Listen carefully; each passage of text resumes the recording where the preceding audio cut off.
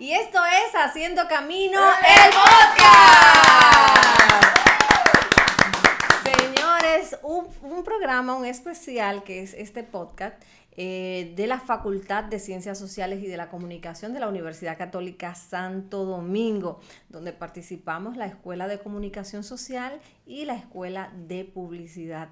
Te saludo, Iris, ¿cómo estás? Hola, maestra Dalis, ¿cómo se encuentra? Muy bien, muy feliz porque tenemos a una invitada muy especial para nosotros, una invitada que estudió aquí en la Universidad Católica Santo Domingo y que tiene un perfil profesional que es envidiable, un perfil profesional que es de admirar, porque se trata nada más y nada menos. ¿Tú sabes de quién? Ya, claro que yo sé quién es, Ya pero la por algo viste, estoy sentada ya aquí. la viste. Elvira Lora. Elvira Lora. Cuéntale al público quién es Elvira Lora. Bueno, pero antes de preguntar, hay que decir también que este espacio que tenemos aquí, Haciendo Camino el podcast, es un espacio para que las figuras que anteriormente estuvieron en la universidad, no solamente egresados, sino también futuros comunicadores políticos, hagan paso a la universidad y muestren sus experiencias.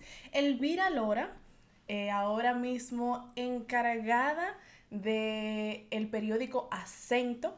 Ella La subdirectora del periódico Acento, un periódico de mucho alcance a nivel nacional e internacional, porque como digital, pues muchos dominicanos en el extranjero se enteran por ahí de lo que pasa en la República Dominicana. Y Acento TV, entonces, no solamente Sí. Acento Online, Acento TV también. Ella anteriormente se encontraba en la Universidad Católica Santo Domingo, pero ahora ella es egresada profesional con un doctorado en investigación y periodismo. También ha ganado premios acerca en esa investigación de su doctorado en la Universidad Autónoma de Barcelona. Y también Elvira fue directora por muchos años de la Escuela de Comunicación Social de la Pontificia Universidad Católica Madre y Maestra. Bienvenida, Elvira. Bienvenida. Un aplauso. Me siento muy feliz de estar aquí. Gracias, Odalis. Gracias, Iris. Es como un sueño hecho realidad. Siempre esperaba, ¿verdad?, que de una u otra manera volver aquí a mi casa, donde hice mi universidad, pero también donde me enamoré de mi esposo, que también es egresado de publicidad. Wow. Sí, y además aquí, ya cuando me iba, nació mi primer hijo, el arquitecto Alfredo Emmanuel Capellar. O sea que de la universidad no solamente me llevé todos los conocimientos con mis profesores y profesoras, sino también el amor, que es importante, ¿no? Wow, pero mira, yo no sabía ese dato, pero qué interesante. Ven cómo en la vida universitaria se tejen tantos elementos importantes para la vida de una persona, desde las relaciones con los amigos, Sí. con los profesores, para la relación profesional, que es lo que luego te va insertando, pero también hasta la relación familiar. Así ya saben todos los que nos están viendo o escuchando. La Universidad Católica Santo Domingo no solamente es una universidad, sino también que une parejas. Así que ya lo saben, vengan a conseguir la suya para acá. Cuéntanos, Elvira, ¿qué recuerdos tienes de la universidad y qué sientes que dejó la Universidad Católica Santo Domingo, aparte de esas experiencias que nos dijiste en la introducción? ¿Qué te aportó en lo profesional, en esa profesional que eres hoy? Bueno, yo recuerdo siempre de esta universidad al Padre Alonso caminar por todos los pasillos y por cuando uno viene, ¿verdad? Como hay diferentes calles. Ese es un recuerdo que siempre llevo en mi corazón, aparte de que nos dio la oportunidad de crear el periódico Al Andar. Nuestra generación fue la primera que se encargó de ese importante periódico y me correspondió a mí por 3 años dirigirlo editorialmente de la mano de él. Entonces, para mí, volver aquí y cuando paso, siempre llevo en mi mente al Padre Alonso y también al profesor que me dio la oportunidad de entrar al periódico El Siglo, el profesor Juan Manuel García, que fue mi primer profesor de redacción periodística. ¿Iris? Wow. Sí. No, ha tenido una forma de desarrollarse en la universidad muy linda usted. Bueno, pero usted, además de ser docente, investigadora, periodista, de casualidad baila, también canta, hace alguna otra cosa. Bueno. Usted ha tenido un recorrido muy largo. ¿Cómo usted ha unificado estas tres áreas y qué ha podido obtener de cada una de ellas? Yo pienso que es la genealogía, de dónde vengo, de las mujeres que me antecedieron. Y hablo específicamente de mi abuelita Margarita, de quien llevó mi segundo nombre, y también de mi madre, la profesora Aide de Jesús Peña, y de mi tía Ibelice. Y son mujeres excepcionales que han trabajado mucho, y esa imagen de lo que debía ser la mujer quedó en mí desde la infancia. Siempre vi a mi abuela afanada tanto con la familia, pero también con estar en la comunidad, en San Juan de la Maguana, de contribuir. Luego vi cómo mi mamá se hizo profesional y también mi tía, y todo ese ejemplo es lo que siempre yo llevo y me potencia para poder estar, ¿verdad? Y dar lo mejor de mí para la sociedad dominicana y también para mi familia. Tú trabajaste, Elvira, en el periódico El Siglo, un Sí. periódico tradicional que, ¿verdad?, dejó un gran impacto en la sociedad dominicana, pero también has trabajado en periódicos digitales. De hecho, hoy día eres subdirectora de un periódico digital que es el periódico Acento. ¿Cómo ves la evolución, todo este paso del periodismo y cómo está el periodismo hoy? Sí, bueno, de hecho, mira, mi tesis de aquí, de licenciatura, que la rescaté en una de las mudanzas, fue la página web del periódico El Siglo. Junto a mi compañera y comadre, que también la conocimos aquí, mira la importancia de la universidad, Onicela Valdés, era el preludio de lo que era la internet. Y nosotros nos preguntamos, ¿cómo iba a ser la transformación? Lo que hoy es transformación digital, nosotros lo que nos preguntamos en esta tesis es, ¿cómo sería un periódico? Bueno, en el 2025, era como la fecha que teníamos. Y entonces investigamos y creamos la página web que tuvo el periódico El Siglo. La transformación ha sido vertiginosa. Recuerdo que en las clases de fotografía aquí había que revelar el rollo con el profesor Félix Hungría. Wow. De hecho, debo decir que en una de sus clases fue que había que viajar, por ejemplo, viajamos a Valladolid y a mí nunca se me puso el rollo de la cámara. Entonces un joven de publicidad se me acercó, que es hoy mi esposo, y me vio llorando y ahí empezó todo. ¡Oh, wow! Entonces esa transformación que uno ha vivido en las redacciones siempre vuelve como a un punto de origen. Ese punto de origen es la esencia del periodismo. ¿Cuál es la esencia del periodismo? Periodismo es una profesión de documentación, de creatividad, de innovación y de verificación. Si uno une todo eso, el trayecto puede ser más entendible. Quizás para periodistas de mi generación, yo soy matrícula 920465, entré aquí un 5 de agosto de 1992, ¿verdad? Y me gradué en el 97. Entonces, quienes hemos vivido esa transformación y volvemos a esa génesis de lo que nos enseñaron aquí en las aulas, vemos que lo que cambia es, como dice en la tesis, es el soporte, pero los valores éticos y los dilemas siempre van a ser iguales. Pero qué innovador para ese momento, ¿verdad? Que tu tesis haya sido sobre esa propuesta, y una propuesta que se llevó a la realidad. Me encanta ver eso. Miren, jóvenes, cómo de un trabajo que se gestó aquí en la universidad se pudo llevar a la realidad en un periódico como El Siglo. Sí. Como El Siglo, o sea, su página web. Así que por eso es que siempre hablamos en la universidad de que los proyectos, las investigaciones que se hagan, pensar en cómo podemos aportar a la sociedad, a nuestro entorno. Y que a pesar del tiempo, lo que se encuentra dentro de esa tesis ha seguido transcurriendo y se ve ahora en la actualidad. Sí. Usted tocaba un punto acerca de la desinformación, la verificación, el tener la información correcta. Hoy en día nos estamos enfrentando con demasiada desinformación en las redes sociales, en algunos periódicos, en qué es cierto y qué no es cierto, y qué le puede llevar al que nos está viendo, al que nos está escuchando o al que está leyendo, que sea correcto o esté verificado, que no sea desinformado. El periodista es el profesional de la pregunta. Uno siempre se pregunta. Es más, yo he aprendido que si tu mamá, perdón mami, te dice que te ama, tú dices, ¿en serio? Tú siempre tienes que preguntarte. Y ha pasado, por ejemplo, en esta semana que nos hacen la entrevista, ha pasado con dos casos. Uno, por ejemplo, el gobierno dominicano dice que la República Dominicana está en el mapa cero de hambre. Pero ¿qué pasa? Eso empezó con una propaganda a través de las redes sociales. Nos llegó un video y comprobamos que ese video había sido realizado un año antes. Pero ¿cómo lo comprobamos? Porque el periodista siempre tiene que dudar. Primero, dudé que a esa hora de la mañana se hablara en la FAO. Entonces buscamos en la página web de la FAO y no había ningún acto. Indagamos en el YouTube de la FAO, ¿verdad? Y vimos que ese acto no había sido como en la madrugada.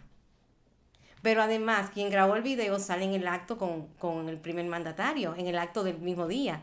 Entonces, quizás nuestro periódico no publicó, ¿verdad?, al instante esa información, sino que la duda nos llevó a entender que pasaba algo y que recibiríamos una información que teníamos que profundizar. Pero sucedió también cuando se graba este programa a casi un mes de lo que fueron el doble terremoto de Venezuela. No sé si ustedes vieron que hay una información de que 2 adolescentes lo encontraron con vida allá en La Guaira. ¿Qué hicimos? Fuimos al canal oficial de Venezuela, a Venevisión, y comprobamos que no es cierto. Sí. Entonces, ¿qué es lo que nos lleva de una manera u otra a desmantelar la desinformación? La pregunta. Esencialmente, somos un profesional de la pregunta, de la duda. Cuando la pregunta y la duda no están en nosotros, entonces nuestra profesión deja de ser lo que es. Es un acompañamiento a la democracia. Solamente quien cuestiona podrá tener información verificada y también información que uno vea que en realidad cumple con la pluralidad. Si nos quedamos solamente con una parte de la historia, entonces ahí también estamos fallando como profesionales. Yo siempre digo, pregunta, siempre a mis estudiantes. La pregunta es lo que hace la profesión. Por eso es entonces que cuando estamos iniciando la carrera nos comentan mucho, utilicen las 5W, utilicen la pirámide invertida, sí. Pregunten, sean arriesgados, y sean toda atrevidos, la duda, la curiosidad. Porque es que hay que hacerlo a final de cuentas, porque cuando estamos ya en el momento, lo que nos salva o puede salvar a otras vidas es el saber preguntar para entonces dar la información correcta. Así es, exactamente. Y mira, Elvira, siempre has sido muy estudiosa, eres una mujer que no te queda solamente, hice la carrera, no, has hecho maestría, hiciste el doctorado. ¿Qué tú le dices a esos estudiantes que hoy entienden que quizás la vida académica terminará con la carrera? ¿Qué le dices desde esa experiencia y cómo te ha sumado a ti el hecho de no quedarte en un punto, sino seguir adelante? Así es. Bueno, cuando hice mi primera maestría, que fue aquí, en Relaciones Públicas, un director del periódico me preguntaba, pero yo trabajaba ya en la sección de espectáculos, pero ya tú estás en el periodismo, ¿por qué tú quieres estudiar más? Bueno, yo lo veía como una manera de también tener otro espacio profesional, que era la docencia, específicamente. Luego hice otra maestría en docencia y bueno, luego me encumbré, ¿verdad?, en el doctorado. Creo que siempre tenemos que tener esa manera y anualmente trato de capacitarme en 1 o 2 diplomados. El diplomado de periodismo de investigación, el diplomado de comunicación y género. Ahora mismo hice uno de inteligencia artificial y estoy haciendo uno en derechos humanos. Bueno, de hecho, de derechos humanos he hecho varios porque es como un tema que me toca mucho. Pero ¿por qué uno lo hace? Primero, la periodista tiene que mantenerse muy cerca del conocimiento, muy cerca también de convivir con otras realidades. Esta es una carrera que es muy multidisciplinar. La comunicación te permite ser maestra, ser maestro, te permite también, por ejemplo, a ti que te gusta el clima, como me dijiste, ¿verdad? Antes de empezar. Todo fue detrás de cámara, por si acaso. Bueno, uno también entrevistó, ¿verdad? Para saber qué iba a entrevistar, de eso se trata. Entonces, como es una carrera multidisciplinar que permite unirlo con otras carreras, siempre tenemos que tener ese espíritu. Los jóvenes ahora lo van a hacer casi como por obligación, porque el mercado laboral les exige no solamente la licenciatura, sino también una maestría en muchos casos o una certificación. Pero pienso que leer, estudiar, siempre debe ser parte de lo que es nuestro ADN profesional. Pero antes de que tú entres con otra Claro, pregunta, Iris, en ese doctorado, Elvira, que lo hizo en la Universidad Autónoma de Barcelona, fue premiada por Ajá, esa sí, investigación. claro. Y a mí me gustaría Galardonada. que ella, yo sé que ella no le gusta hablar No. mucho de esos logros, Pero tiene que pero tiene que hablarlo. hablarlo, Bueno, tiene pues que gracias. decirlo, porque nuestros estudiantes y este público que sigue este contenido, pues que sepa que hay trabajo académico dominicano que se ha hecho en el extranjero y que pues Ha sido galardonado galardonado por lo más por lo alto. relevante gracias. que es. Entonces quisiéramos que nos hable de esa relevancia que tuvo esa investigación. Bueno, yo estudié la primera revista independiente y feminista de la República Dominicana, Fémina. ¿Cómo encontré eso? Bueno, lo encontré en el Archivo General de la Nación, siendo clasificada como una obra huérfana. ¿Qué significa una obra huérfana? Nadie la había estudiado. ¿Qué pasa con Fémina? Surge en 1922. Ya este año se conmemoró su 104 aniversario. Lo que pude comprobar fue que a través del periodismo, las mujeres dominicanas llegaron a concientizarse de lo que era la importancia de ser ciudadanas, o sea, lo que era la importancia de dejar de ser objeto para ser sujeto político. Y eso lo hicieron maestras normales que se acercaron al periodismo. Entonces, en la tesis estudié 5.000 documentos, los clasifiqué con la teoría periodística, es decir, cuáles eran crónicas, cuáles eran reportajes, cuáles eran comentarios. Habían pocas noticias porque las mujeres no podían salir. Claro. Y la noticia es un género que amerita, inmediato. ¿verdad?, que tú vayas al lugar de los hechos. Y que es de inmediatez. De inmediatez. Entonces, como ellas no podían salir, lo que hacían mucho eran editoriales. Entonces, ahí conocí a una mujer excepcional, que es la maestra Petronila Angélica Gómez Brea, que es la creadora de la revista, pero que también se convierte en la segunda dominicana en tener una imprenta propia. Este año hizo 100 años, en 1926, en un 15 de enero. Entonces, al hacer todo ese recorrido, pude unir teoría periodística con teoría feminista. Y es lo que se categoriza como periodismo feminista, que sigue muy vigente y está muy vigente ahora en América Latina y en Iberoamérica. Somos las periodistas que damos no solamente cobertura a los hechos de las mujeres, sino también a cómo la democracia es corroída, a cómo, por ejemplo, sistemas políticos autoritarios están de vuelta, o también cómo se les resta derecho a las mujeres, a las niñas y a las adolescentes. Pues fíjate que en 1922 ya las mujeres hablaban de lo que era, por ejemplo, no solamente ser ciudadanas, sino también se referían a lo que era tener derechos, a lo que era la educación para las mujeres, a la importancia de que los jóvenes dominicanos, por ejemplo, ellas hicieron planes de gobierno. Todo eso está en la tesis, está en mi plataforma, que es ciudadaniafemina.com.do, y también en el repositorio de la universidad. Bueno, entonces, pasado ese tiempo, yo terminé mi tesis en pandemia. Recuerdo el temor, no pude viajar a defenderla, sino que fue a través de lo que es Zoom. La virtualidad. La atacó, ahí le tocó. Mira, yo tenía unos nervios porque era la primera vez y cómo yo voy a presentar. Entonces eso se sumó, pero luego la universidad premia los trabajos que se hacen investigación-acción.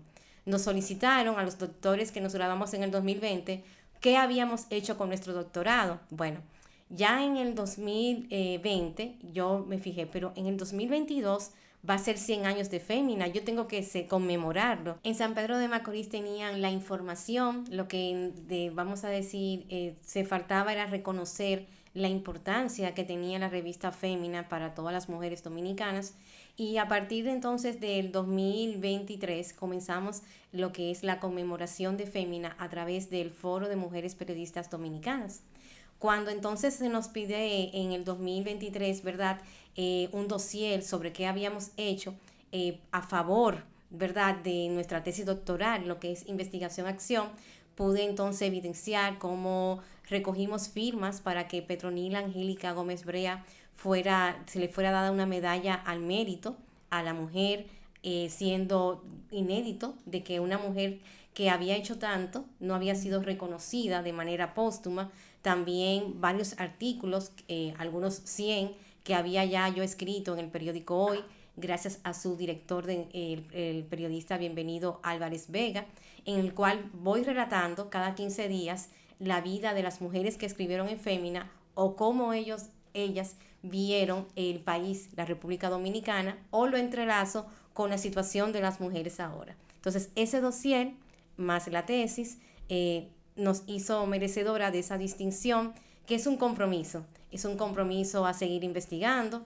Ahora mismo estoy haciendo todo lo posible por comenzar mi postdoctorado, que sería también en esa misma línea de investigación, un poquito más pensado en América Latina, porque así como Fémina existieron otras revistas donde las mujeres escribieron, vindicaron por sus derechos y también dejaron una impronta muy importante. En este entorno actual de inteligencia artificial, de cómo se están produciendo ahora los contenidos, cómo se generan, la forma tan rápida, los cuestionamientos que hay, por un lado, los que defienden el uso de la inteligencia artificial y lo que ha venido a aportar, pero también aquellos que dicen que si pudieras retroceder un poco, el desarrollo crítico de las nuevas generaciones, porque está pensando una máquina por nosotros. Entonces, ¿cómo tú ves este contexto para los periodistas? Bueno, yo creo que es un contexto muy similar al de 1996, 1997, con el advenimiento de la Internet.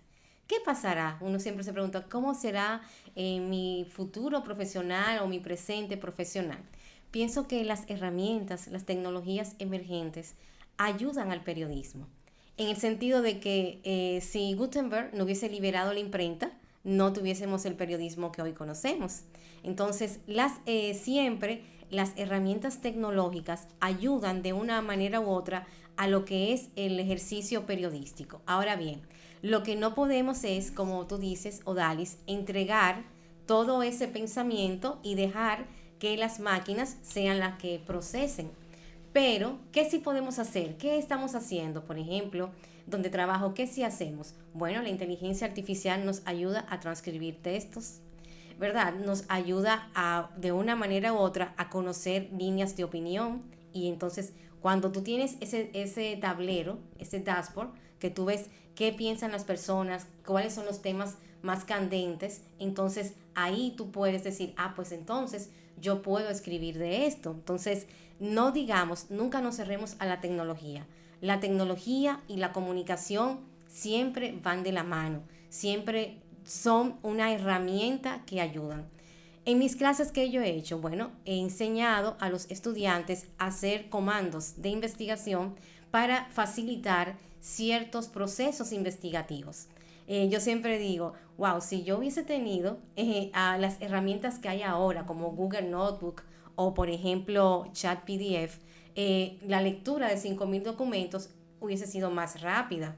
Entonces, ahí sí podemos, ¿verdad?, de una manera u otra, integrar también las nuevas herramientas a lo que es el trabajo educativo, pero siempre señalando que el pensamiento humano debe prevalecer sobre el pensamiento, sobre no entregar todo a las máquinas. Claro, un pensamiento crítico. Exactamente, seguir promoviendo el pensamiento crítico para los periodistas, porque somos nosotros los que ayudamos a la sociedad a entender lo que pasa cada día.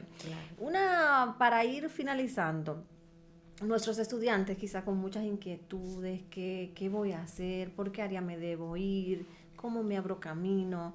¿Qué consejo les darías a los futuros periodistas? No solamente inquietudes, Odalis, es también qué es el gran monstruo que nos espera allá afuera. A nosotros que salimos nuevecitos de caja de aquí, que no hemos enfrentado la batalla, que ya usted tiene un bastante recorrido. ¿Qué nos espera? ¿Qué nos diría? Bueno, primero para responder la pregunta de Odalis, pienso que todos los que, vamos a decir de una manera u otra, esperamos de los periodistas y las periodistas, comunicadores y comunicadores recién graduados, que traigan la esencia ética. Y eso esta universidad está más que probada, porque la esencia ética nos va a ayudar a lidiar con los dilemas diarios que tenemos. Ahora mismo tenemos el problema, como tú señalabas, Iris, de la desinformación. En otra época fueron otros inconvenientes. Por ejemplo, en la época de los 12 años fue ese rush con el poder político que tantos periodistas buenos como Orlando Martínez se llevaron. Claro. Luego viene en la época cuando llega la democracia, vienen otros inconvenientes. En fin, cada época en nuestro país ha tenido inconvenientes para los periodistas y las periodistas. Por eso, la fortaleza ética es fundamental. No hay un monstruo allá afuera. Ay. No lo hay. Al contrario, creo que se espera a profesionales que puedan aportar y que puedan innovar. Siempre se tiene la esperanza en los estudiantes, en los egresados, ¿verdad?, que lleven esa venita de la innovación y la creatividad. Bueno, pero yo he quedado encantada. Mira que tengo muchos años conociendo a Elvira y hemos trabajado juntas en varias ocasiones, tanto con la mentoría que me dio como maestra cuando me inicié en la Pucamaima, e igualmente en el periodismo de investigación que trabajamos juntas, y conocer estos detalles puntuales de su vida profesional ha sido muy gratificante, porque vemos en ella a una mujer comprometida con el servicio público, con el trabajo ético, y qué mejor que ella para ser hoy pues nuestra invitada y que haya hablado de esta experiencia a nuestros estudiantes, que hoy más que nunca se necesita de la ética, del compromiso y de trabajar con la verdad, porque hoy con tanta información, como hablábamos tras de cámara, precisamente lo que el ciudadano quiere saber es qué es verdad. ¿A dónde puedo acudir? Esto que se dice con tanta información. Y qué bueno contar con periodistas como Elvira. Así que un aplauso para Elvira. Muchísimas gracias, Elvira, por acompañarnos el día de hoy. Puedes decir tus redes sociales en cámara, así te siguen, a los que no te siguen y a los que te quieren seguir, pues les siguen todavía. Bueno, eso también trae nuevos escenarios para los periodistas jóvenes. ¿Cómo hacemos de nuestras redes sociales también canales informativos? Y no solamente de información cotidiana, ahí también podemos hacer nuestra diferencia. Me pueden encontrar en @ElviraLora y @CiudadaniaFémina. Así que bueno, gracias Elvira. Muchísimas gracias. No olviden seguirnos en nuestra cuenta de Instagram y también en YouTube como Haciendo Camino, el podcast. Y que esta transmisión también está por RNN. Así que a verla completa, quienes no han podido verla todavía, compartan el contenido en YouTube con los demás compañeros que no han podido verlo, porque es interesante. No importa que no estudie aquí en la Católica, puede estudiar en otra universidad, que vea una entrevista como esa, Elvira Lora, es importante. Ay, gracias. Así que denle like y suscríbanse y nos vemos en la próxima edición de Haciendo Camino, el podcast.